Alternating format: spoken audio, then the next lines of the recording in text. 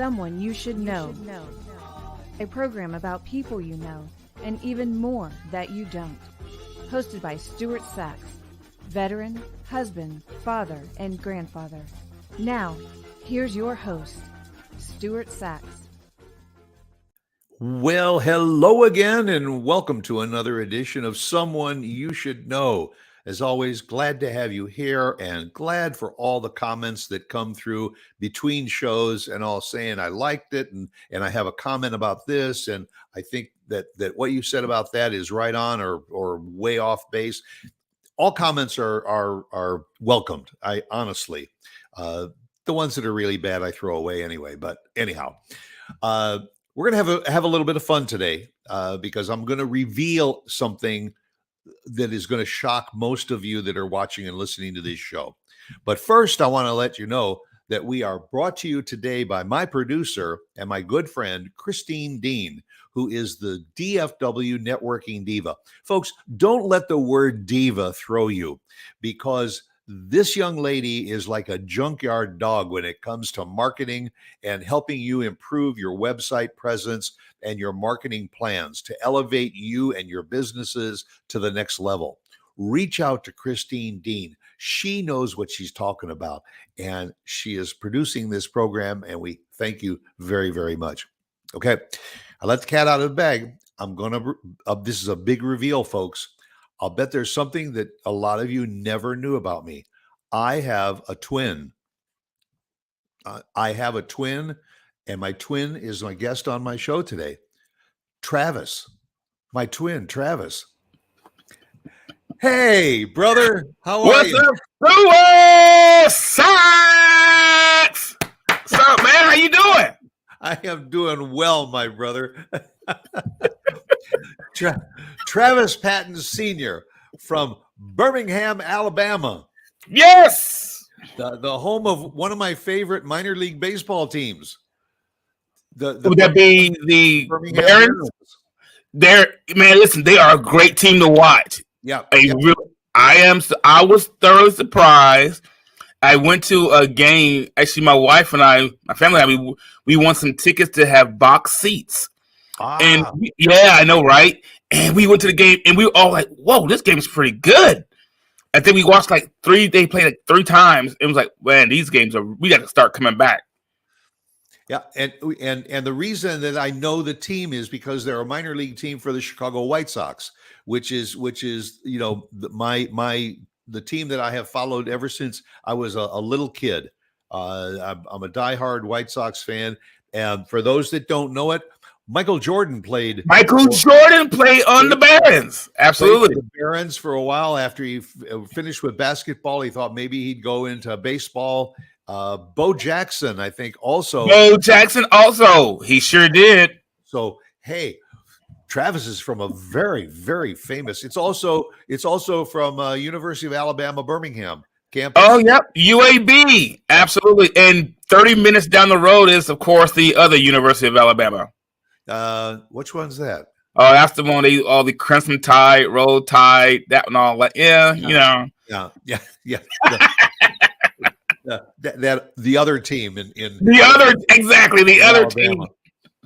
Except, whenever I see you and you're wearing a hat, it's usually a Georgia hat. Usually what's with that? When I'm wearing a Georgia hat, Stuart, it's because when I'm a Florida Gators fan. And so my wife is a Georgia fan. And whenever Florida plays Georgia, our standing bet is the loser must wear something from the opposing team. So if you've always seen me in a Georgia hat, that's probably because Georgia's been beating Florida for a while. That's good. So that's a pretty good rivalry. That's the only time when my wife and I, because we watch football, like Saturday football, Sunday, Monday, Thursday night. That's our thing. Yep. College football, when Florida and Georgia plays, that's the only time when we're sitting on the couch. We're on different ends of the couch. Now, were you born and raised in Alabama? Oh, no. I actually, partially. I was born in Mount Vernon. You were partially born in I was partially born here, and you were right on the border. part of me was born. My legs and feet were kicking like this. I was born in Mount Vernon, New York. My grandmother lived in Tuscaloosa, Alabama, which is 30 minutes where the other campus is. So I used to go back and forth and travel back and forth from New York to Tuscaloosa. Then finally, my grandmother said, "Look, buddy, this make your mind up where you want to live. Either you're going to live in New York or you're going to live here." And crazy thing, Stuart, my grandmother was one of the best cooks. So I said, my mom can cook, but man, my grandmother can really cook. And I love the fact that in Tuscaloosa, you can just run around and play. There's open fields and trees. You can ride your bike everywhere. So I said, you know what? I'm just going to stay in Tuscaloosa. So that's how I ended up here. High school, my grandmother moves to Michigan. She goes, okay, you can come to Michigan after you graduate high school. I was like, well, okay, I'll finish my high school. Well, she ended up passing in high school. While I was in high school, I said, well, I'll stay here. So I ended up staying here. Actually ended up going to the University of Alabama. My major was microbiology. My minor was chemistry. I had like a year left to go before I fit. Yeah, I know. Nobody knows. Nobody knew. And I had like a year left before I graduated. I was like, yeah, I don't want to do this. I don't want to be in the lab all day. Maybe you could have thought about that when you were a freshman. When I was a freshman, wait. My godfather said the same thing. He's like, and you couldn't think about this earlier? I was like, well, you know what? In high school, I took all these advanced science courses. I took all these advanced chemistry classes. I took physics. I took everything that would gear me to microbiology. And then finally, I start working in a microbiology lab. And I was like, man, I really don't want to be in this lab all day looking at these slides under microscopes and doing cultures and culture samples. It's cool, but even though you might discover the cure for cancer, I might discover something. I was like, nah, don't want to do it. So you didn't use the microbiology degree and everything. Where did your career path take you? Oh, that's even crazy part. So I said, well, let me step out the box. This is a weird guy. I want you to know that right from the get-go. This guy is a little bit off the top shelf. I'm all the way on the top shelf in the back. I'm all the way back there in the back. I'm that thing on top shelf that you forget that's up there. Wait, is that still up there? Yep, I'm here. Yeah, you're just waiting for it to fall off the top shelf and shatter. So I decided to step outside the box and say, you know what can I do? And so I said, you know what, let me try my hand at pharmacy technician. I don't know why that thought came in my mind. I don't know any pharmacy technicians, okay? I don't know anyone that worked in the pharmacy prior to that decision. Yeah. So I decided working a pharmacy technician, did that for a while, and actually enjoyed it. This is pretty cool. The pharmacist I was working with, she said, Travis, she said, I don't know what your career goals are. She said, however, you're good at what you do here. She said, but don't do this. She said, you're wasting your talents if you do what I'm doing. You said, yeah, the pay is great, but it's wasting who you are. She said, had you ever thought about a career in sales? Have you ever thought about a career in speaking? Have you ever thought about a career that have you face front with people? She said, because we here in the pharmacy, we see people at their worst. They're sick, they're tired, they're not feeling the best. And you have a unique ability to make them forget about what they're feeling at that moment and to look at something more positive. She said, I don't know what your career goals are, but you need to change them because you're wasting it if you think about pursuing this. She said, I've done this before. I've done them, because of the money. I bought the new car, new house. I live on the best side of town. She said, don't go after the money. Don't pursue the money. Pursue your passion. And she said, I'm gonna be honest with you. Your passion is around people. I see it every day. I said, oh, okay. So I thought about it and I ended up changing my entire career goal to communications. And that's when I began to really understand how important it was and how important it is to be an effective communicator with people. And every day we work on trying to communicate in different ways to people. Everything we do communicates something. So I went to school to learn to be an effective communicator. And I got one more year left, and I'll finish that. And I have a Bachelor of Science in Communications. And I really began to understand how important it is that we build the bridge of communication with people. Yeah, and as you said, in microbiology, the ability to communicate with people, which was a passion that you had, was kind of limited. You're going to be communicating with your colleagues, but not with the public. In pharmaceuticals, in a pharmacy, yeah, you're still communicating with people, but on a rather limited level. Exactly, like you said. But then lo and behold, for all of us. The social media comes along and gives us, multiple ways to communicate with each other. I kind of sometimes feel that it's been working a little bit against us because, for instance, I think that there's far too many people that communicate by text rather than, by phone or by things like this, Zoom, actually seeing each other and talking and reacting to each other's movements instead of just sitting there and texting. Exactly. I realize that text will get you a shortcut sometimes when you're trying to find out. My wife and I do it all the time. If she goes out to the store, I can text, add this to the grocery. I get those all the time. Yeah. But social media has given us the opportunity to expand our abilities to communicate. And that's how you and I met. And we actually met through a friend, Brandon Navarra, who is my co-host for Trash Talk every week. Brandon knew who you were and told me about you. I started following TMG, and folks, it's going to scroll across the screen. TMG stands for Tell Me Something Good.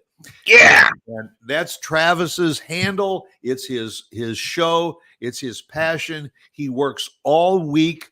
The only free time he has is in the evenings and on the weekends. And he spends a lot of that time putting his show together.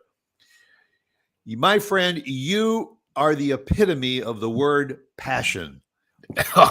And you and I both know what it means to be passionate about something. Absolutely. And that's what makes, I think, people like you and me so much different than the average people that have podcasts on social media.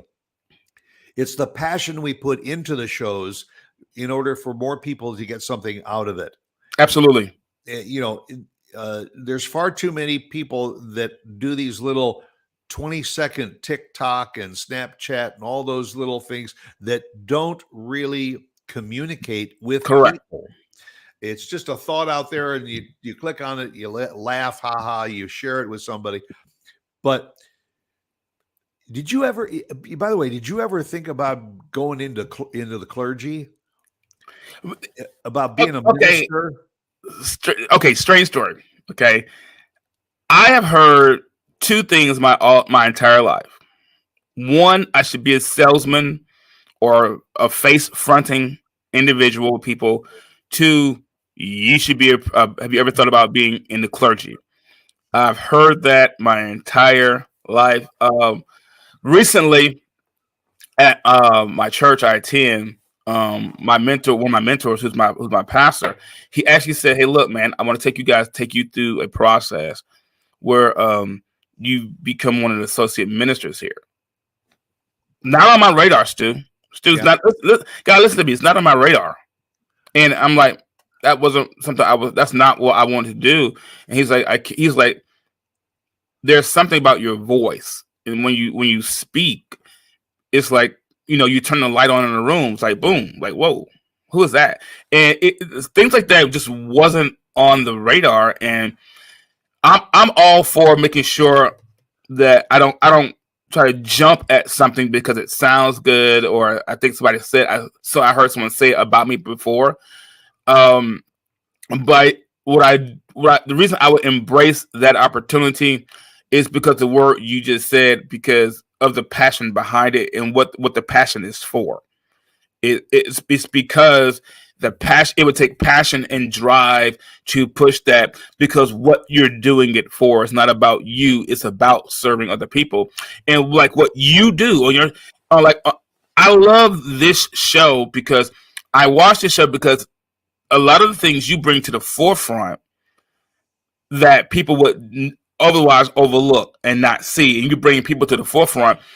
And only reason I would consider something like that is because it's the same thing, your passion to bring things to the forefront in people's lives to help them. So I've heard that all my life. Yeah, you and I both do the same thing. A lot of your podcasts are just you making a point and selling an idea, a concept, a theme, and Exactly. and you that's why I say you almost see the preacher in you sometimes, because you get really worked up when you do it. There are other times that you do a show where you have a guest, Right. and I see in you what I have doing. That's why I said we're twins. Yep, we are. Is the front story, who the person maybe is known for, is one aspect of the interview, but it's the backstory. I asked you, were you born and raised in Alabama? No, you're from Mount Vernon, New York. Anybody that knows you probably said, I didn't know that. I didn't know that. And that's I grew up playing basketball. I didn't know that. Yeah. That's what makes an interview a good interview, is sharing all of those tidbits that helps get to the point of what the person is doing today with their career. I'll tell you right at this point, since we're talking about your show, and again, folks, it'll scroll across the screen. Tell me something good. It's you can just sit back, relax with a cold drink, or a cup of coffee at your leisure, and follow Travis on YouTube and see some of the incredible people he's talked with, and also just some of the things that comes out of that head. You are very well prepared, and when you have a topic, you research your topic, as I try to do, and that's what you're sharing with your audience. To get on and just go extemporaneously for 30, 45 minutes or an hour, anybody can just talk. But if it doesn't amount to anything, exactly, it isn't worth anything. You did a show, I guess it's a few weeks back. The title of your show was MIA. Oh man! Oh, and you had a guest on your show who had been a homeless veteran on the brink of suicide. Yeah. You talked about it in a very passionate and compassionate way in sharing his story. I think Charles Smith was Smith. That's correct. And he turned his life around and started writing about it too. And you allowed this man to get his feelings out and talk about where he was, how low his life had been, and how he pulled it back up. And those are the kind of stories that I wrap my arms around too. Exactly. Because these are the stories that we need to get out to our audiences so that they can feel better. Absolutely. There's plenty of podcasts out there that are of a technical nature. Maybe it's medical podcasts or instructional podcasts. That's great. I think it's a great way for people to get knowledge on those. But it's the stories of people that make you realize that if there are times that you say to yourself, man, my life just ain't going where I want it to go, you follow a couple of these shows and you say, my life ain't so bad. Ain't so bad. Yeah. And when did you got your degree in communication, and we entered this age of podcasting and blogging and everything.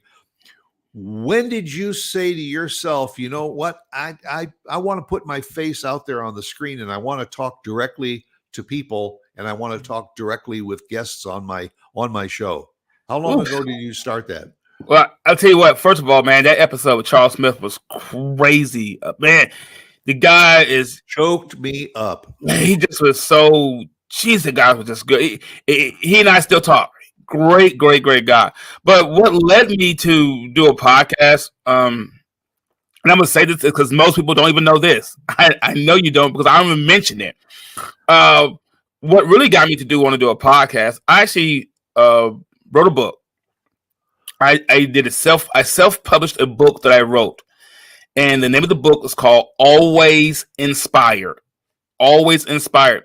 And I used to work for a huge telecommunications companies, and every day, every morning, I would send inspirational quotes that I came up, that I created to the entire company across the entire board.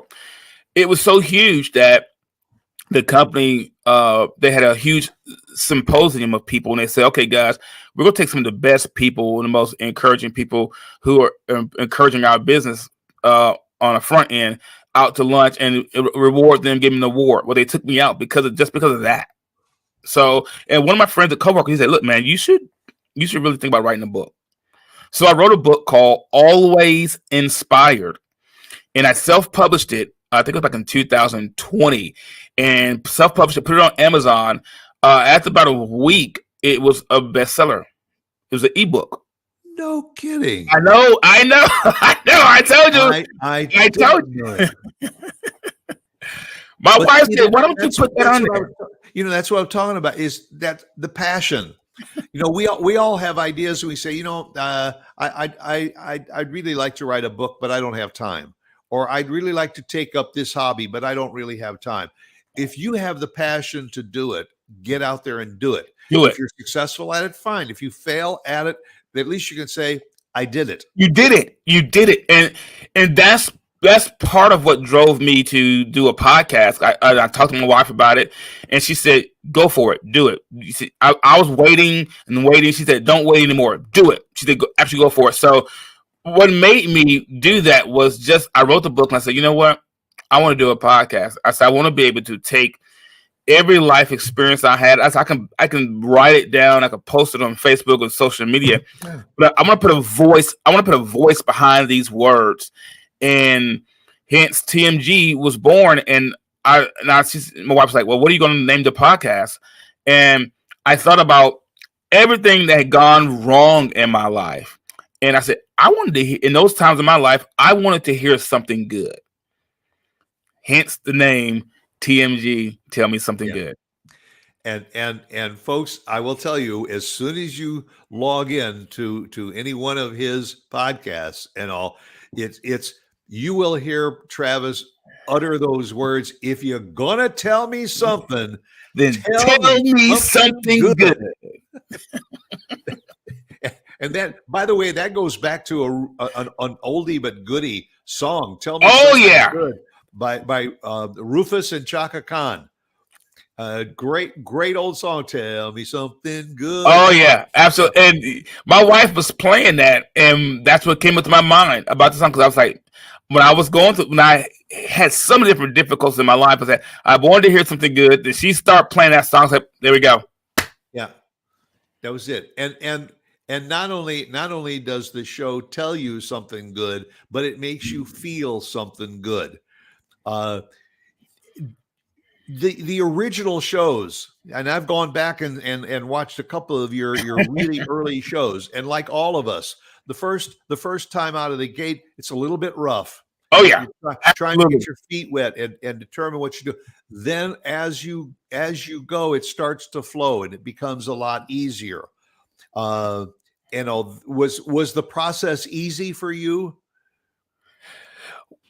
I would say this: speaking is always an easy thing for me to do, and because I was that kid in school who loved doing oral book reports. I loved standing up from the class I loved it, and so the growth of it was challenging, and to the point that I already knew technology. Technology didn't bother me. Right. That I was really comfortable with technology.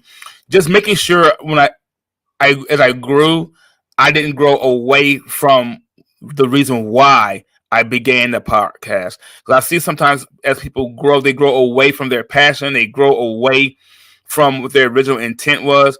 The biggest challenge to me was make sure that as I grow, that I stay true to who I was and true to the reason I started the podcast.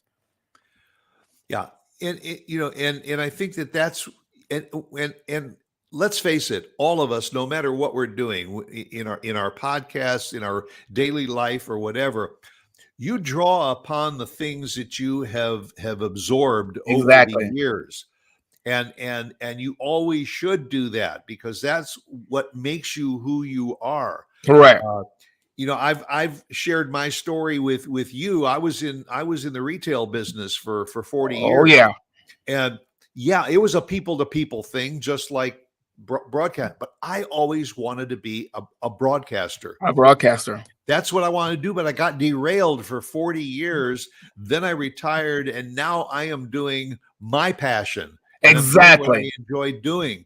And I've often told people I'm approaching about 380 of these programs. Jeez. That's 380 people that I have talked like I am talking with you. Some of them have been very, very serious, like your MIA show. A lot of them have just been way off the wall, like when you were a guest on Trash Talk with Brandon. And all, I mean, we were just uncorked for that show. We were, but that's who we are, and that's where the passion of what we do comes from. But I honestly say that a lot of the things that I do today, I can look back and see some of the upbringing and the things and the people that I was involved with over the years. Did you have, particular mentors or heroes that you kind of based your career path on? I did, man.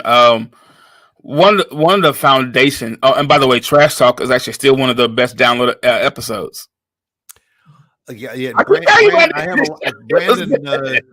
Brandon deserves a lot of credit. He gets it out there on multiple platforms and everything, but we are getting noticed, and in a big way, and in many, not only around the country, but even internationally. That's great. It blows my mind that we are, but everybody wants their show to be number one. Yeah. Well, I don't. Everybody can't be number one. By definition, everyone can't be number one. By definition, it's number one, not one and one. It's one by definition. But my biggest foundation, Stuart, honestly, is my grandmother. When she the things that we talked about, the things she taught me, the life lessons that's my biggest foundation. So a lot of times on my shows, you'll hear me reference my grandmother, Ella Jemison. You'll hear me say that. Because the biggest foundation of a lot of things came from what she taught me. The days that I saw her prepare meals, when I looked in the cabinet and there was nothing there, I'm like, my God, how do we have a full spread on a table and all I saw was flour and beans in the cabinet? So she definitely was one. Also had a lot of teachers in my life that impacted my life. I had a biology teacher in the 8th grade, and he was absolutely amazing to me. He said, look, man, whatever you want to do in science, you can do it. I had an English teacher. She was absolutely amazing. She really got me onto the course of thinking about speaking and writing better. She would make us, whenever we ask a question like, hey, what does this word mean? She would just point to a dictionary in the classroom. This is the days when they still had dictionaries in classrooms. No Google lookup, no computer. Go grab the dictionary. Ask a grade schooler what is a dictionary. Exactly. Had no idea. Yeah. Oh, how do you spell dictionary? Google. This is what they do. So how do you spell Google? Let me ask Google how to spell it. Yeah. Right. Yeah. Or Alexa. All right. But and I had a lot of educators, a lot of teachers.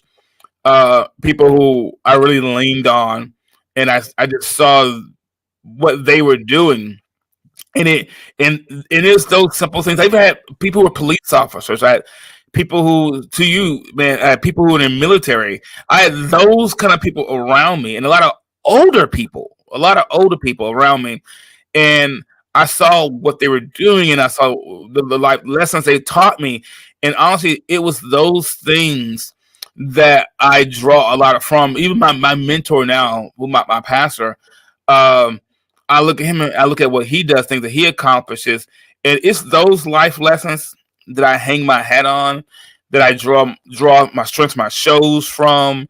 And my wife, someone asked me, they said, "Do you ever run out of things to say?" I said, "I'm still alive. How can I run out of things to say?"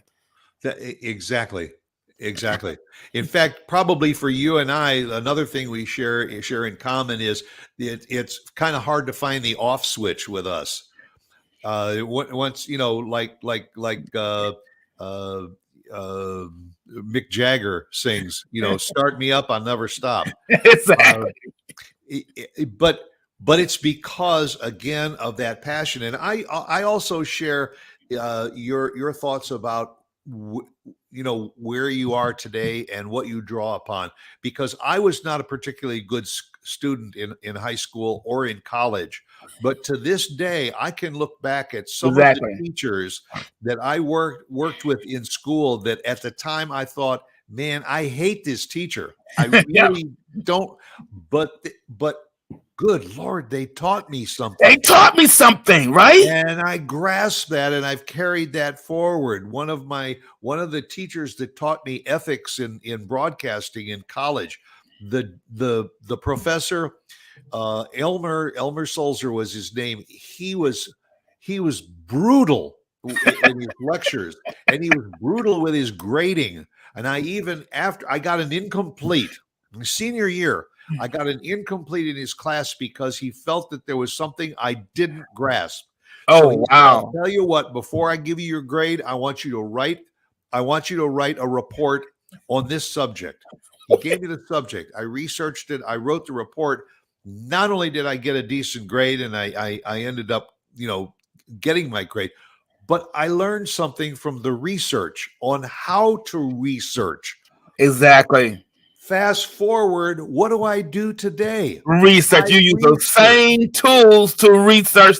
Exactly. That's. I mean, that's what I do. Stuart would. I mean, like my teachers, like all the science stuff I did, like the physiology, the anatomy, the biology, the botany, the zoology, all these classes that I took, it taught me how to research, how to properly put together a format, how to properly put together an outline, all those literature, British literature, English literature, all those classes, all those lessons that I learned.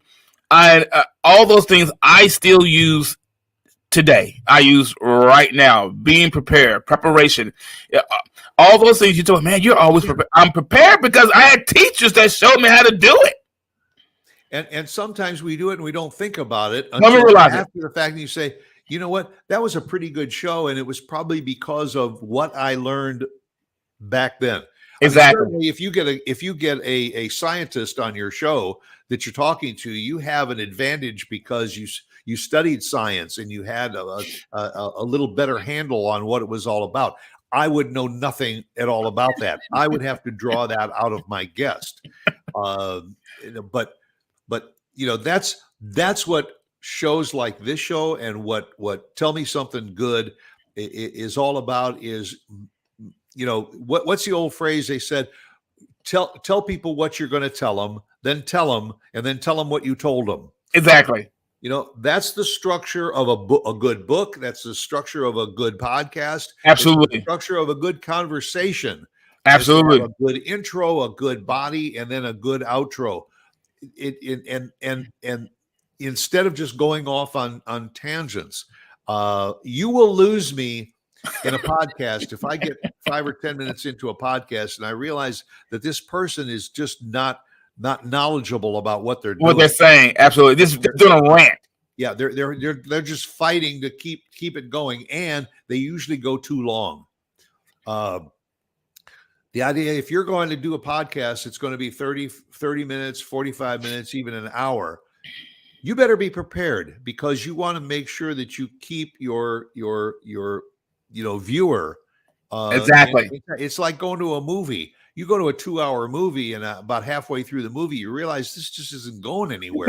This is way too long. Yeah, you almost have a tendency to get up and walk out.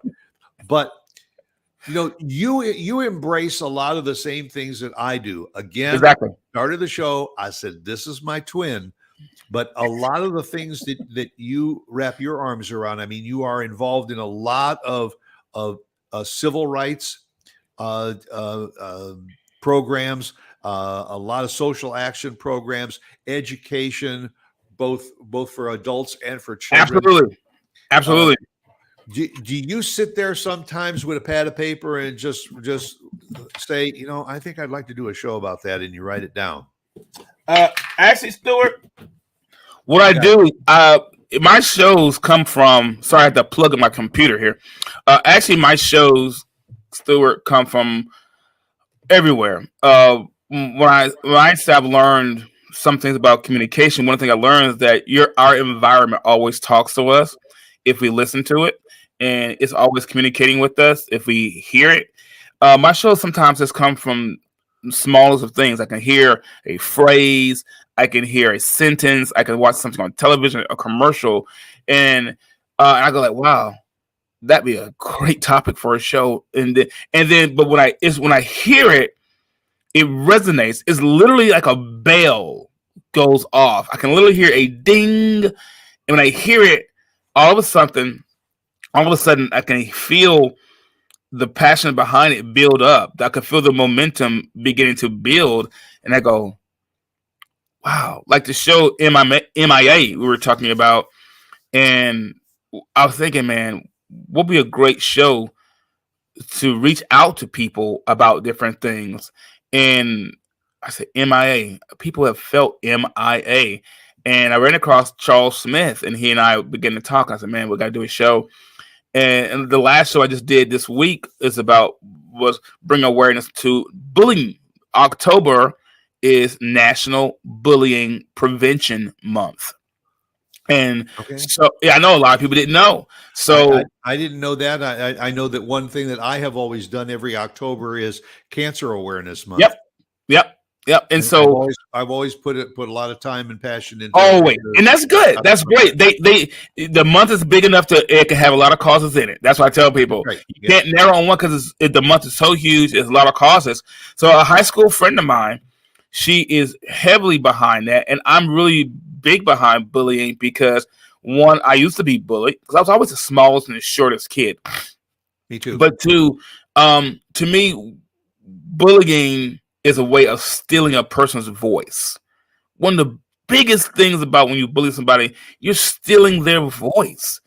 And to me, one of the core things of TMG is to bring that voice to that average everyday person who feels like, man, I don't have a voice. So my topics can come from anywhere. You name it. I'll hear a phrase or something, and I go like, whoa. And just something just kind of goes off in me. And I go, I gotta pursue that. I gotta bite into that a little bit more. I can't just let that go. Yeah, mental health has become kind of buzzwords over the last year or two. It's always something that whenever there are active shooter issues, the topic of the mental health was to blame. Correct. And mental health wears a lot of different hats. It can be an enzyme imbalance in somebody that causes them to have it. It can be people like myself that have served overseas in combat. Exactly. And come home and you have post-traumatic stress and all that has now been kind of partnered up with the mental health concept and how to treat it. And you say, oh, well, he did what he did because he's mentally unstable. Well, yeah, there's reasons for it. And, the only way that you can know how to identify that is to learn about it. Correct. And you can either read books about it, you can take classes about it and all, or you can follow podcasts that use this sometimes as a subject for their discussion. Correct. And I think the more that you do it one-on-one with people like Charles Smith and all, the more you get a better handle on what it is, what to look for. Correct. And I'm sure that you and I both ascribe to the phrase, see something, say something. Say something. Absolutely. You recognize something like that in somebody. Don't ignore them. Reach out and try and help them. Reach out. Absolutely. Absolutely. Because two people win when that happens. Both the person that is having those mental issues and you. Absolutely. Because you reached out to say, I can help you make your life a little bit better. And that's what it's, man, that's what it's about. It's about, I honestly believe, I'm a firm believer. I think that we are all here on this planet for a reason. I think we're all here to help one another. And I think if we focus more on building those bridges, we won't have to worry about our differences. Because here's what I think about. Whenever you're constructing something, you're building something, it takes all kinds of pieces. You know, whenever you're constructing something, it may take a 12-foot beam or a 6-foot, this or 3-foot that. They all are cut differently, but they all are for the same purpose. When you build a house, the house is constructed from one piece of wood. It's constructed from different shapes and sizes and cuts. So the cuts that we've had in our lives, they all help us fit together to make a bigger picture. So it doesn't matter where you're from, what side of town you're on, what school you graduated from, what's your geographical region. Doesn't matter what culture you're from. We're all cut to look differently. But if we put us all together, we make a better picture. It's like a puzzle. Everything has a different cut. And sometimes it's the oddest shapes that complete the picture. So we may feel odd, we may feel different, we may feel like we're standing out, but sometimes the oddest shapes will complete the picture. Folks, I told you he was a preacher. I told when he gets going, it's like he's like got that wind up toy that just keeps on going and going and going. The Energizer Bunny. Well, you and I also we are both husbands and fathers, and you are actually a grandfather now. Woo! Man, yes. Oh my God, his name is Amir. He was here. Matter of fact, yesterday he spent the weekend with us last weekend. He loves it, man. He's an outdoors kid. I love that. So we put him in the backyard and let him do his due. How old is he now? He is 14 months. 14 months. And you don't really care for him at all, do you? Oh, man, I can't stand him. Maybe take him outside today and help him wash the car with you. Yeah, I know. Hey, all right. That won't end well. I already know. Your kids, you have how many? Oh, man, between my wife and I, Marcus, Tiffany, Adriel, Tavares, 6, 7. Wow. Are any of them into doing podcasts? I don't know. I do not. I know my oldest son. My son Alex. Well, I call him Alex, but his name is Travis Patton Jr. But I call him Alex because there's no way I'm going to call him Travis and my name is Travis. That's just too weird. That's just too weird. So we call him by his middle name, Alex. I know Alex has done some speaking. He also wrote a book. As a matter of fact, that was a good acorn doesn't fall far from the tree. I told him that. So he also wrote a book. He was doing personal training. I know he's done some speaking engagements. As far as a podcast, I'm not sure. I know he watches TMG, but I don't know. I never asked him. But I asked him, man, you do a lot of speaking sometimes. What are you trying to do? He's like, oh no, Dad, just doing me. He's doing himself, but he's got you as a mentor. Yeah. And that's probably the best compliment the kid could ever get, and the best compliment for you too. Absolutely. So I'm proud of him. I applaud you on your show, folks. Again, check it out. Tell Me Something Good. I thank you very, very much. We text each other and comment on each other's programs and like each other on our shows and everything. But I am so happy that we finally had the opportunity to just sit down and one-on-one talk about our careers. Man, I'm honored. Still, I keep telling you, I say, guys, man, I'm still like this. I'm on Someone You Should Know with Stuart Sax. Like, whoa, I see the show come on. Listen, everybody, I promise you guys, I am not saying this to egg him up. I see the show come on social media, and I go, wow, it's Stuart's show. Let me watch the show. So even if I can't watch it then because I'm at work, so I'll go back and watch it. But I've learned a lot from his show. He had financial individual here talking about taxes, talking about your finances, making better decisions, opening up franchises, and one of the best ones he had on here. I told you I watched the show. See, one of the best ones I had on here was a resource that I use now of how to get guests to your show. Dude, like when I say I watch your show, I watch your show. And I appreciate that, and it's mutual because I enjoy your shows.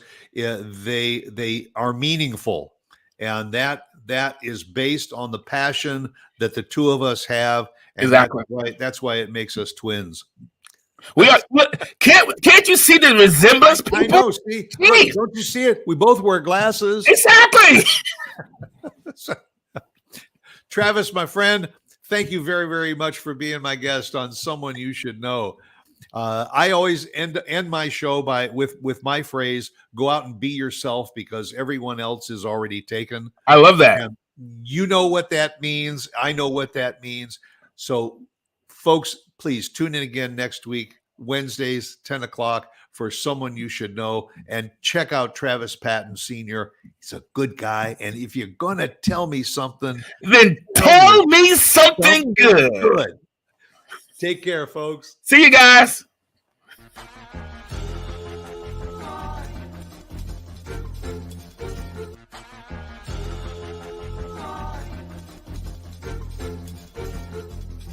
Someone You Should